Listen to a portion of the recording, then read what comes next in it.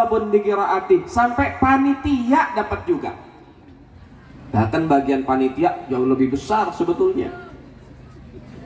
Dan adapun mereka sekelompok panitia yang bekerja keras, tua, muda, laki, perempuan, atas sebab mereka, kinerja mereka, ada peringatan Maulid di tengah-tengah kampung kita. Apa kata Imam Syafi'i? Ba'atsallahu yaumil qiyamah ma'as siddiqin was-syuhada was-shalihin fi jannatin na'im. Maka mereka semua yang hadir Maulid, yang bantu Maulid, yang nyumbang Maulid, yang kerja bakti, yang berlaku baik, yang jadi panitia, maka semua akan dikumpulkan oleh Allah bersama kelompok orang-orang soleh, kelompok orang-orang beruntung, kelompok para syuhada di dalam sorga yang penuh kenikmatan dari Allah Subhanahu wa ta'ala. Amin ya Rabbal, amin ya Rabbal. Masya Allah. Tuh lihat majlis Maulid, sungguh luar biasa. Jadi jangan disia-siain.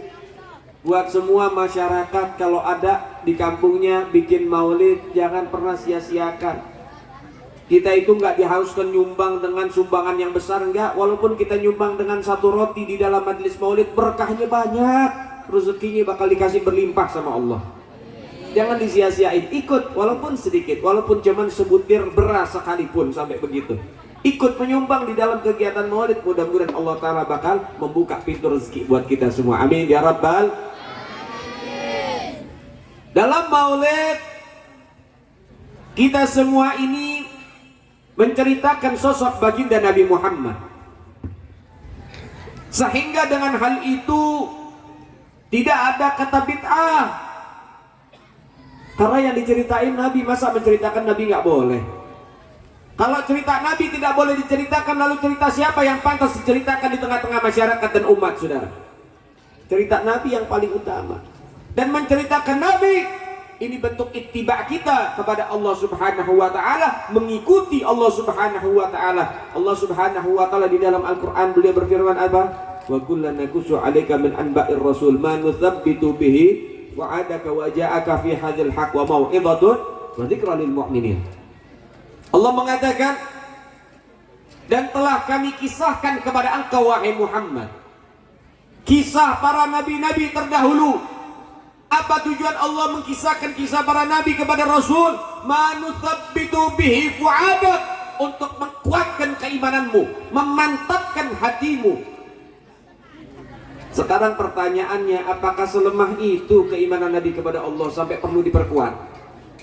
Apakah selemah itu keyakinan Nabi dan keimanan Nabi kepada Allah? Tidak. Keimanan Nabi daripada keyakinan Nabi telah sampai dalam puncak kesempurnaan. Para nabi yang lain yang butuh dengan kisah Rasul, Nabi sebetulnya nggak butuh, karena Nabi Sayyidul Anbiya wal Mursalin. Tapi sepangkat Nabi, sepangkat Rasul mencontohkan kepada kita Nabi yang mulia, Nabi yang agung, Rasul yang mulia, Rasul yang agung, masih menyimak dengan baik bagaimana Allah mengkisahkan kisah para Anbiya, Nabi Adam, Nabi Hud, Nabi Nuh, Nabi Soleh, dan para nabi-nabi yang lain. Bahkan bukan Nabi, bukan Rasul diceritakan dalam Al-Quran, yaitu siapa? Sayyidina Luqmanul Hakim, Sayyidatuna Maryam binti Imran, kemudian Ashabul Kahfi, semua diterima oleh baginda Nabi Muhammad Sallallahu Alaihi Wasallam. Kalau Nabi saja mendengarkan kisah mereka, orang soleh dan para anbiya, para mursalin, apalagi kita harus dengerin kisah mereka, orang-orang soleh, supaya kita bisa mengikuti ittiba, mengikuti jejak mereka. Bagaimana kita ingin mengikuti jejak orang-orang baik, orang-orang soleh, kalau kita nggak tahu cerita mereka? Kalau kita tahu cerita mereka, oh ada kiai ini suka bersedekah, kita bisa ngikutin jadi rajin sedekah. Oh ada kiai, ada ulama, ada orang soleh, dia rajin puasa, kita bisa ngikutin daripada puasa. Jadi dengan mendengarkan kisah orang-orang soleh, kita bisa mengikuti jejak perjuangan mereka. Itu tujuannya. Lebih-lebih keimanan kita itu yazid wa yanqus, kadang naik, kadang turun, tapi lebih banyak turun ketimbang naik. Jadi keimanan umat manusia kayak harga BBM, kadang naik kadang turun. Cuman bedanya BBM naik gak turun-turun, kalau kita turun gak naik-naik. Itu bedanya. Sehingga kita butuh dengan kisah orang-orang soleh. Sampai dikatakan zikrus salaf tanzilur rahmah, fa kaifa zikru nabiyuna Muhammad bin Abdullah. Bila mana menceritakan orang soleh, menyebut nama orang soleh, dapat menyebabkan Allah menurunkan rahmat. Lalu bagaimana yang kita sebut adalah Sayyidus Shalihin, rajanya orang soleh, Sayyiduna Muhammad. Bukan hanya rahmat yang diturunkan oleh Allah, rahmat, barokah, pengampunan, semua akan diberikan oleh Allah Subhanahu wa ta'ala. Nah saudara yang dimuliakan oleh Allah, selain kita juga untuk mengingat Nabi, untuk menambah keimanan kita, kecintaan kita kepada Rasul, tujuan Maulid juga untuk mendekatkan kita sama Sayyiduna Muhammad, untuk supaya kita tambah kenal sama Rasulullah. Tak kenal maka tak sayang. Bagaimana kita pengen sayang, bagaimana kita pengen cinta kalau nggak kenal? Sehingga adanya Maulid memperkenalkan baginda Nabi Muhammad supaya timbul lagi rasa sayang dan cinta kepada Sayyiduna Muhammad. Coba jawabnya yang kompak nih. Ya, jawab yang kompak. Saya pengen tanya, semua yang ada di sini cinta nggak sama Nabi Muhammad? Cinta nggak sama Rasulullah? Sayang nggak sama Nabi? Nanti kalau sayang, kenal nggak sama Nabi? Kenal nggak sama Rasul? Cinta dan kenal sama Allah, sama Rasul? Cinta? Sayang? Kenal? Nggak percaya saya. Boleh dites? Baik. Tak kenal maka tak sayang. Tidak kenal berarti dia tidak sayang. Kalau Anda kenal berarti ada sayang. Kalau Anda sayang harusnya kenal. Pusing-pusing dah, liar. Baik, kita tes. Pertanyaan pertama, Nabi itu punya banyak sahabat, dan sahabat Nabi berbagai macam karakter. Sayyidina Abu Bakar sahabat Nabi yang bijak dan lembut, betul? Sayyidina Umar sahabat Nabi yang tegas. Sayyidina Utsman sahabat Nabi yang dermawan, kaya raya. Sayyidina Ali bin Abi Thalib sahabat Nabi yang jenius dan pemberani, betul? Sekarang pertanyaannya, siapa sahabat Nabi yang jago main pedang, jago main tombak, jago main kuda, jago strategi, ahli dalam strategi peperangan? Siapa namanya? Ali. Sayyidina Ali. Udah kencang salah lagi. Sebetulnya sahabat Nabi memang mereka semua jago dalam menyusun strategi. Tapi yang paling ahli, yang terkenal keahliannya di dalam menyusun strategi, namanya Sayyidina Khalid bin Walid. Paham? Baik, yang berikutnya yang kedua. Sahabat Nabi daripada anak Nabi, putri Nabi, menikah dengan Sayyidina Ali. Jadi Siti Fatimah putri Rasulullah menikah dengan Sayyidina Ali. Dalam pernikahannya dikaruniai anak. Betul? Berapa anaknya dan siapa saja namanya? Ada berapa? Ada berapa? Sebut dulu, ada berapa? Hah? Siapa aja? Satu, Sayyidina Hasan. Kedua, udah. Ini katanya sayang tapi ragu. Baik. Anak beliau ada 5. Sayyidina Hasan, Sayyidina Husain, Sayyidina Muhsin. Sayyidina Muhsin meninggal waktu kecil. Sayyidatuna Zainab, Sayyidatuna Ruqayyah, ada 5. 3 laki, 2 perempuan. Dan ada yang mengatakan 3 laki, 3 perempuan. Kelihatan kan? Kita betul-betul sayang sama Nabi atau cinta sama Nabi apa enggak? Kelihatan dari jawaban. Baik, jawaban kita rubah. Jawabnya yang kompak. Harus lebih kompak lagi. Ya, siap apa enggak? Baik. Pertanyaan pertama. Siapa nama ayahnya artis Ayu Ting Ting? Jawab, udah jangan kayak ketawa. Siapa? Siapa? Jangan ngomong nggak tahu, Bu. Iya. Ayah Ojak, Ustadz aja tahu, dia lagi nggak tahu. Ayah Ojak tahu. Yang kedua, Nama mantan istrinya Anang Hermansyah, siapa namanya? Istrinya yang sekarang siapa namanya? Anaknya yang perempuan namanya siapa? Mantunya siapa namanya? Punya anak namanya siapa? Luar biasa. Ditanya nama Nabi salah semua. Ditanya artis apal semua. Masya. Jadi bingung nih, ini cinta sama Nabi atau cinta sama artis? Kalau masalah artis, Masya Allah, apal sama silsilahnya. Oh, artis ini kawinnya sama ini, menikahnya dengan ini, anaknya ini punya cucu ini. Masya Allah, kenal semua. Saya pengen tanya, Ayah Ojak pernah kemari nggak? Pernah nggak? Tapi pada kenal sama Ayah Ojak di sini. Masya Allah, luar biasa. Nah, ini yang harus kita pikirkan baik-baik. Tadi saya tanya, cinta nggak sama Nabi? Jawabannya mantep, cinta. Sayang nggak sama Nabi? Mantep, semua jawabannya sayang. Tapi di mana buktinya? Di mana buktinya? Cinta dan sayang butuh bukti. Buktikan kecintaan kita sehingga adanya majelis maulid untuk memperkenalkan kita dengan Nabi supaya tambah cinta sama baginda Nabi Muhammad. Rasul itu indah, Bu. Sayang kalau kita nggak kenal sama Rasulullah. Jangan jauh-jauh sama Nabi Muhammad. Hanya satu orang yang diizinkan oleh Allah dapat menyelamatkan kita nanti di hari di saat itu tidak ada lagi penolong kecuali yang Allah izinkan, yaitu adalah Sayyiduna Muhammad. Rasul itu luar biasa cintanya sama kita. Jangan ditanya lagi. Kecintaan Nabi kepada umatnya jangan pernah diragukan. Tapi kecintaan umat saat ini kepada Nabi sungguh sangat untuk diragukan. Cintanya Nabi kepada kita sampai Nabi bilang apa? Hayati khairul lakum wa mamati khairul lakum. Hidup matiku membawa kebaikan dan penyelamatan untuk kalian umatku. Sahabat bilang, wahai Nabi, hidupmu bawa kebaikan buat kami, menyelamatkan kami, itu masuk akal.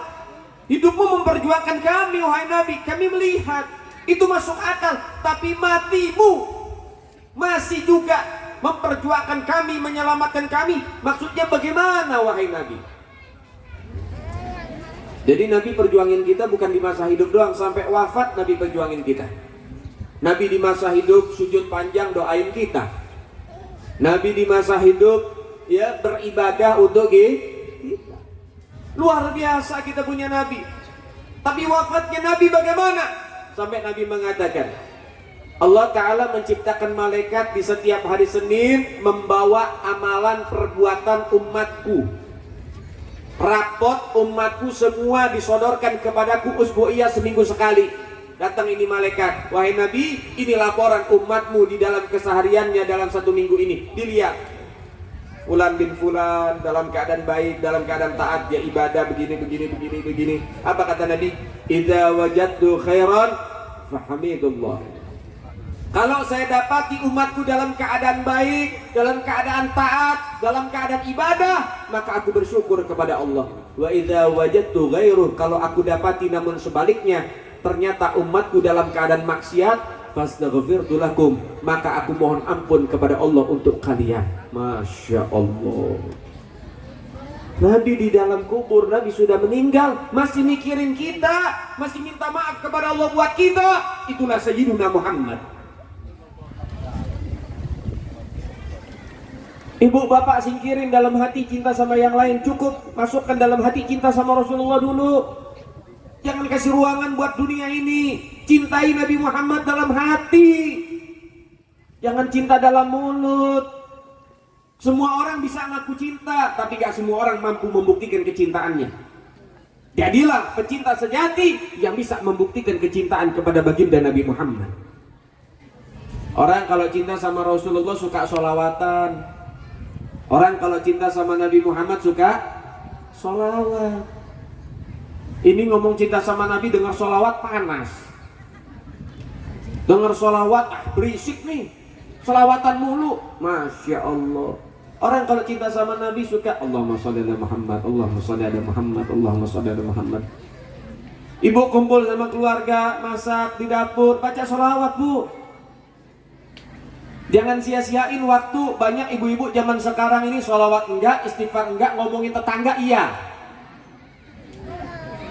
Tangga beli motor baru diomongin, ah jangan-jangan si bapak itu miara tuyul. Tetangga beli kulkas baru bilang pasti deh babi ngepet. Iri, hasut, dengki sama orang. Orang zaman sekarang pintar dan juga jeli melihat kesalahan orang lain, tapi buta melihat kesalahan dirinya sendiri. Tepok kayak ada burung di sini. Kadang-kadang ada orang celananya robek sedikit, dari jauh kelihatan, ibu-ibu udah ngomong tuh celananya robek. Tapi yang ngomong itu keluar gak pakai celana, lebih dahsyat lagi. Itu gambarannya begitu orang zaman sekarang, paham? Bisa ngelihat kesalahan orang lain tapi buta ngelihat kesalahan diri sendiri. Itu orang zaman sekarang. Dia sibuk akan itu, dia lupa akan Nabi. Nabi ngajarin kita untuk banyak introspeksi di jangan kita mengintrospeksi orang lain. Yang ditanya sama Allah itu diri kita, tentang kita, bukan tentang mereka, bukan tentang orang lain. Perbaiki. Ibu kalau kumpul daripada gibain orang, ngomongin orang, mendingan ceritain Nabi. Mendingan sholawatan sama Nabi, lebih dapat paha. Masya Allah, hobi sekarang gibain orang mah hobi, udah jadi kebutuhan, na'udzubillah. Dengar, ngomongin keburukan orang lain, benarnya jadi gibah, salahnya jadi fit. Dua-duanya dosa besar, rugi. Yang ngomongin orang makan daging busuk saudaranya, perutnya isinya daging busuk, na'udzubillah, dimurkai oleh Allah. Kalau salah jadi fitnah, lebih parah lagi. Al-fitnah asyaddu minal qatl. Orang fitnah itu dapat dosa lebih parah daripada membunuh. Na'udzubillahi min. Daripada kita sibuk sama orang lain, kita sibuk dengan kesalahan orang lain, lebih baik sibukin sama sholawat sama Nabi. Orang yang banyak sholawat sama Nabi, dia bakal lebih dicinta dan dikenal sama Nabi. Sholawat adalah surat cinta untuk Sayyiduna Muhammad, maka kirimkan sholawat sebagai surat cintamu kepada Nabi. Nabi akan membalas surat cinta kita dengan berupa syafaat. Amin ya Rabbal. Amin. Sampai dikatakan begini, ini faedah. Nah ini penting nih ya Bu, Bapak semuanya yang hadir. Ingat baik-baik ini pesan. Kalau hadir maulid atau hadir acara apapun, pengajiankah, maulidkah, rajaban, apapun itu pasti akan diceritakan tentang Rasulullah. Nah pesannya, kalau dengar nama Nabi disebut, pangkat Nabi disebut, Muhammad, Allahumma shalli wa sallim alaihi, Rasulullah, Allahumma shalli wa sallim wa barik alaihi, itu sholawat. Jangan mingkem, jangan diem, sholawat, karena di situ ada potensi untuk supaya kita mendapatkan pengampunan Allah dan masuk ke dalam surga. Diceritakan, ya, ada salah seorang dari Bani Israel mati. Ini orang wafat gak diurus sama masyarakat. Udah banyak dah dosa kesalahannya, udah banyak. Gak diurus sama masyarakat, sampai masyarakat aja gak suka sama dia. Lalu kemudian Allah Subhanahu wa ta'ala memerintahkan kepada siapa? Nabi Allah Musa. Yang diperintahkan ini bukan orang biasa, seorang nabi. Dan bukan hanya nabi, seorang rasul. Dan bukan hanya rasul, termasuk salah satu dari ulul azmi. Apa itu ulul azmi? Ulul azmi adalah 5 rasul terbaik dari 25 rasul. Terbaik dari yang terbaik, yaitu Nabi Allah Musa. Allah Ta'ala memerintahkan kepada Nabi Allah Musa untuk memandikan jenazah, mengurus itu jenazah, kemudian menguburkan itu jenazah, nyolatin jenazah, nguburin jenazah, untuk diurus itu jenazah. Dimuliakan sama Allah. Yang urus langsung Rasul Nabi Musa.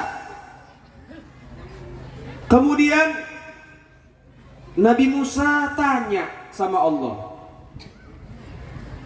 Nabi Musa bertanya kepada Allah, Qala ya Rabbi wa bima dzalik.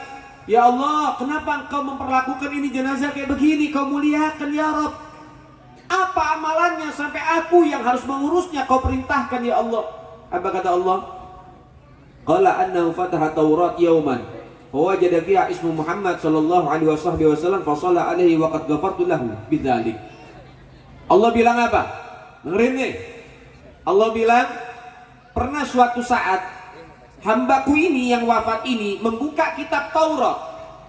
Di dalam kitab Taurat dia menemukan ada namanya Rasulullah tertulis Muhammad sallallahu alaihi wasallam.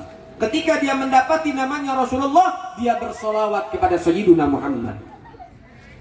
Fasalla, dia salawat. Waqad ghafartu lahu, maka gara-gara dia salawat sama Nabi satu kali itu, aku ampuni kesalahannya dan masukkan dia ke dalam surga. Sekali salawat, memuliakan nama Nabi. Bukan umat Nabi, umatnya Nabi Musa, tapi mendapat keberkahan dari Sayyiduna Muhammad sallallahu alaihi wasallam. Jadi jangan kita meremehkan salawat. Salawat itu hebat. Salawat adalah doa multifungsi. Kalau kita datang ke kiai-kiai, doain saya biar rezeki berlimpah. Nih doa, dikasih doa khusus. Ini doa khusus buat rezeki. Kalau dibacain sama orang sakit, nggak mujarab. Kiai, anak saya sakit, dikasih nih doanya buat anak sakit. Kalau dibacain ke tokoh, nggak mujarab. Ada doa masing-masing. Paham? Tapi kalau sholawat beda. Apa hajat kamu? Biar sehat. Apa hajat kamu? Biar berkah. Apa hajat kamu? Biar husnul khotimah. Apa hajatnya? Biar bertambah rezekinya, barokah rezekinya. Sholawat doanya. Sholawat apa? Sholawat apa aja. Dengan sholawat semua apa yang kamu hajatkan dan niatkan semua akan diberikan oleh Allah Subhanahu wa ta'ala. Jadi paling simpel itu sholawat. Paham ya? Nah makanya ya diperhatikan baik-baik. Kalau misalnya ada penceramah, ada MC, ada siapapun ustadz nyebut nama Rasul, ini suara keluarin Allahumma sholli wa sallim alaihi. Keluarin dengan suara yang lantang Allahumma sholli wa sallim alaihi. Begitu, itu adabnya. Biar dapat barokah. Dan saya sholawat, cuman dalam hati saya sholawat, tapi saya nggak terlalu keras. Emang nggak boleh-boleh, tapi kurang ajib, kurang afdol. Contoh begini, ada orang disuruh pilih, ibu saya kasih pilihan, mau duit 1 juta apa 1 miliar? Miliar. Wah, ibu-ibu sini nggak doyan duit nih, bagus nih. Mau 1 juta apa 1 miliar? Mau yang sedikit apa yang banyak? Semua mau yang banyak, berarti masih sehat nih ibu di sini. Normal bu, masih normal. Orang normal itu dikasih ada sedikit ada banyak, pilih yang banyak. Itu normal. Paham? Itu normal. Pilih yang lebih baik. Nah begitu juga saya mengajarkan untuk sholawat mengeluarkan suara dengan kencang. Itu untuk membuat kita tambah cerdas dan tambah pintar. Kita mencari pahala dari jalur lain. Maksudnya bagaimana? Dengerin. Ketika ada penceramah Sayyiduna Muhammad Allahumma sholli wa sallim wa barik alaihi, kita keluarkan suara kita. Pahala pertama kita dapat gara-gara kita sholat. Pahala yang kedua kita dapat pahala dakwah. Mandala alal khair kafailihi. Siapa orang yang menunjukkan kebaikan kepada orang lain, maka dia mendapatkan pahala sebagaimana orang itu mengerjakan kebaikan karena melihat dia, mencontoh dia. Dengan kita salawat Allahumma sholli wa sallim wa barik alaihi, teman di depan, di belakang, samping kanan, samping kiri akhirnya ikut salawat. Allahumma sholli wa sallim wa barik alaihi. Jadi teman-teman sekeliling kita ikut salawat gara-gara kita salawat suaranya kencang. Berarti dapat pahala tambah. Udah dapat pahala dakwah, dapat pahala tambahan yang lain. Yang ketiga apa? Yang ketiga kita dapat pahala kalau ada orang-orang yang ingat bersolawat karena solawat yang kencang yang kita keluarkan, maka tinggal dikali saja. Oh, kita tadi solawat, kemudian ada 3 teman kita, 4 teman kita, depan, belakang, kanan, kiri. Solawat gara-gara kita bersolawat. maka Allah Ta'ala memberikan pahala, dikasih pahalanya 5. 1, pahala sholawat yang sudah kita sholawatkan. 4, pahala 4 orang yang sholawat gara-gara kita, itu pahalanya diberikan juga kepada kita. Dia dapat pahala, kita juga dapat pahala. Enak gak? Ini yang disebut sistem MLM. Paham gak sistem MLM? Dulu tuh pada inian tuh banyak tuh MLM tuh, multi level marketing. Jadi suruh cari jaringan, ya. Kalau ini sistemnya Allah Ta'ala, yang salawat 1 gara-gara 4 orang salawat kita dapat pahala tambahan. Yang harusnya kita dapat pahala 10. Man shalla alaiya sholatan wahidatan sallallahu alaihi biha asyra. Siapa orang yang salawat kepada aku 1 kali, Allah balas dengan 10 rahmat. Harusnya kita cuma mendapat 10 rahmat, tapi gara-gara kita salawat 4 teman kita ikut, berarti kita dapat 40 lagi rahmat dari Allah Ta'ala. Berarti kita punya 50 rahmat. Alhamdulillah. Enak gak begitu? Ya kalau enak diamalkan. Nyanyi pede banget, suaranya kenceng, maghrib. Ngomongin orang tetangga suaranya kenceng sampai kedengeran sama warga yang lain. Masa sholawat gak berani kenceng? Katanya cinta sama Nabi, kok malu sebut nama Nabi? Katanya cinta sama Rasul, kok gak percaya diri menyebut nama Nabi? Nah yuk kita robah mindset kita, pola pikir kita. Sekarang kita harus menjadi orang yang bangga dengan Sayyiduna Muhammad Sallallahu alaihi wasallam. Sallu ala Muhammad. Ini baru umatnya Rasulullah Sallallahu alaihi wasallam. Nah saudara yang dimuliakan oleh Allah Subhanahu wa ta'ala, ini adalah momentum yang tepat untuk kembali kepada Allah, untuk kembali kepada Rasul. Dengan maulid timbulkan rasa cinta sama Nabiuna Muhammad, timbulin rasa mahabbah kepada Sayyiduna Muhammad, Rasulullah yang nolong kita, Rasulullah yang senantiasa mengingat kita setiap waktu, mendoakan kita setiap waktu. Sekarang yuk sama-sama kita ikuti Sayyiduna Muhammad Sallallahu alaihi wasallam. Nah mudah-mudahan kita semua menjadi orang-orang yang diberkahi oleh Allah Subhanahu wa ta'ala, menjadi orang-orang yang diridhoi oleh Allah Subhanahu wa ta'ala. Amin ya rabbal alamin. Nah, saudara dimuliakan oleh Allah Subhanahu wa ta'ala, terakhir saya ingin mengumumkan, bisa dibagikan itu pamfletnya, dibagikan pamfletnya sembari dibagikan ya. Saya ingin mengumumkan kami punya pesantren di Bekasi. Nah pesantren ini gratis untuk anak-anak dari umur 12 tahun sampai 20 tahun. Pesantren ini gratis khusus untuk laki-laki ya. Saya berharap ada juga dari orang kampung sini yang pengen pesantren di pesantren kita. Sekarang saat ini kita memang membatasi ada 40 santri, tapi tetap kita akan membuka pintu untuk santri-santri yang ingin masuk. Gratis. Untuk di kampung ini kita memberikan 5 kuota. 5 anak kirim ke tempat kita akan didik gratis sampai kapan? Sampai lulus di pondok kita gratis. Di pondok itu fasilitasnya ada masjid. Kemudian juga ada lapangan futsal, ada kolam berenangnya. Kemudian gedungnya ada, kantornya ada, ya, aulanya ada, semuanya ada, ya. Dan ini kita gratiskan. Sebagian besar 98% yang mondok di pesantren kita gratis, kita kasih makan 3 kali sehari, ya. Semuanya kita tanggung. Nah ibu boleh, bapak boleh kirim anaknya yang mau mondok. Jangan anak yang udah Anda nggak sanggup didik, Anda pusing sakit kepala, kemudian Anda lempar ke pondok kita. Akhirnya apa? Saya ikut sakit kepala nanti. Akhirnya saya stroke muda. Jadi kirim yang mau ngaji, kirim yang mau pesantren. Ya, ada di Bekasi Bu, kalau pengen mondokin anak jangan yang dekat. Kalau dekat nanti gampang pulang. Mondokin anak yang jauh sekalian, biar anaknya bingung pengen pulang. Tapi jangan ibu nanti masukin ke pondok saya suami ibu. Wah, saya sumpah sama suami saya nih, saya titip aja di pondok Habib dah. Nggak bisa. Kami nggak nampung. Ya. Nah itu yang pertama. Dan juga yang kedua, kita gratiskan di pondok. Ya. Yang digratiskan itu pondoknya. Selama dia belajar, 5 orang dari sini kita gratiskan buat dia, kita kasih makan 3 kali sehari. Kita didik dengan pendidikan yang terbaik buat anak-anak kita. Ingat yang gratis dipesan, jangan minta ongkos sama Habib.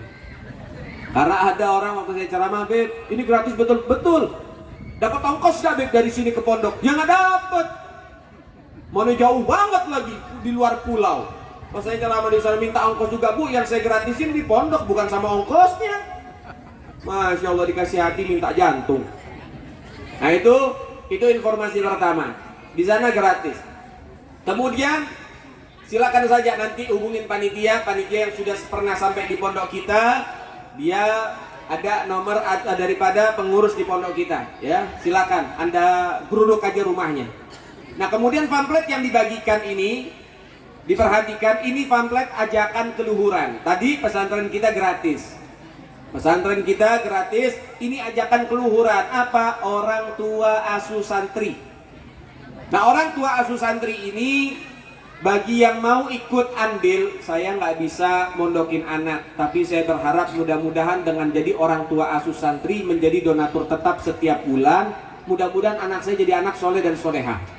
Diniatin yang baik-baik, ya.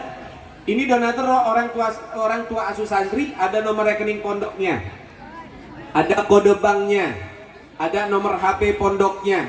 Jadi Anda bisa kirim WA di situ, saya pengen jadi orang tua asuh santri, tinggal kirim setiap bulan. Beb, berapa? Di sini tulisannya 100.000 per bulan. Saya nggak mampu, Beb. 50.000 boleh, 15.000 boleh. Itu tadi Allah Ta'ala itu melihat kepedulian, bukan nominal. Paham? Nah, kenapa lu dikasih 100.000? Biar semangat, biar termotivasi untuk bisa senantiasa peduli dengan pendidikan agama. Ibu, mohon maaf, mohon ridho, sekolah-sekolah umum tidak memberikan akhlak kepada anak-anak kita. Mereka hanya memberikan ilmu formal saja. Yang memberikan akhlak, yang mengajarkan akhlak, mengajarkan takut kepada Allah, itu pondok, pesantren, dan majelis-majelis taklim. Jadi kalau nggak ada pesantren, nggak ada majelis taklim, anak-anak kita pada kurang ajar, Bu. Sekarang yang saya tanya, yang suka tawuran anak santri apa anak sekolah? Anak santri apa anak sekolah?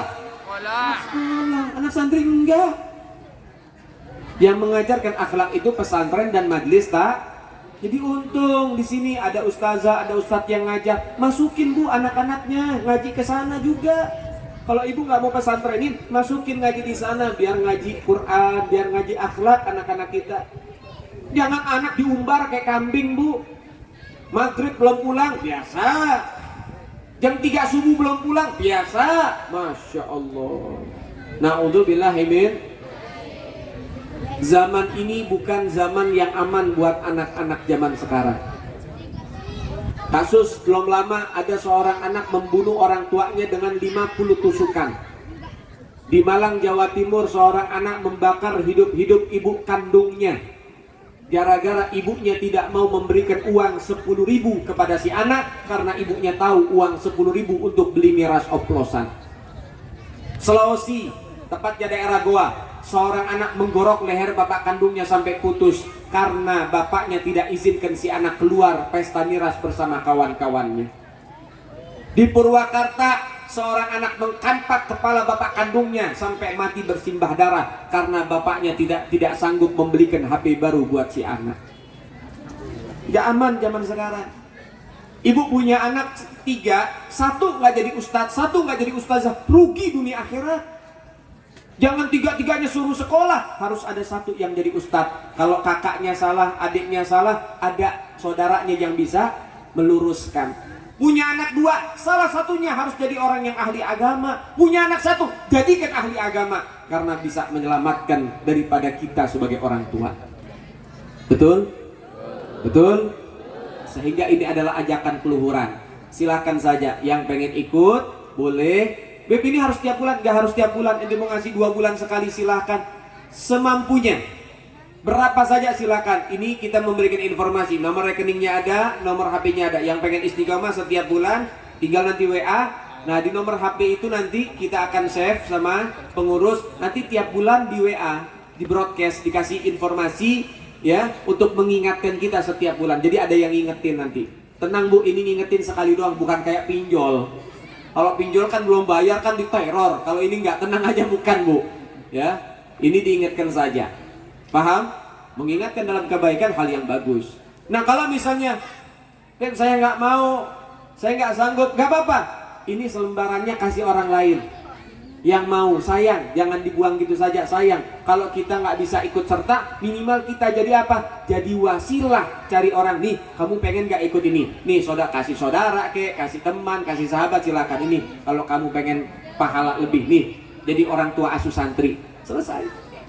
Dan ini mudah-mudahan saya doakan yang peduli dengan pesantren, peduli dengan dakwah, peduli dengan umat Nabi, mudah-mudahan Allah Ta'ala nanti akan peduli dengan keselamatannya kelak di yaumil qiyamah. Rasulullah akan peduli kepada dia untuk supaya akan dimasukkan ke dalam surga bersama baginda Nabi Muhammad sallallahu alaihi wasallam. Rabbi fanfa'na bi barakatihim wahdinal husna bi hurmatihim wa amitna fi tariqatihim wa mu'afati minal fitani. Allahumma inna nas'aluka ziyadatan fid din wa barakatan fil umur wa sihatan fil jasad wa si'atan fil rizqi wa taubatan qablal maut wa syahadatan indal maut wa maghfiratan ba'dal maut wa afwan indal hisab wa amanan minal adzab wa jawazan ala sirat wa nasiban minal jannah warzuqna nadhara ila wajhikal karim wa sallallahu alaihi wasallam Muhammad sayyidil mursalin walhamdulillahi rabbil alamin.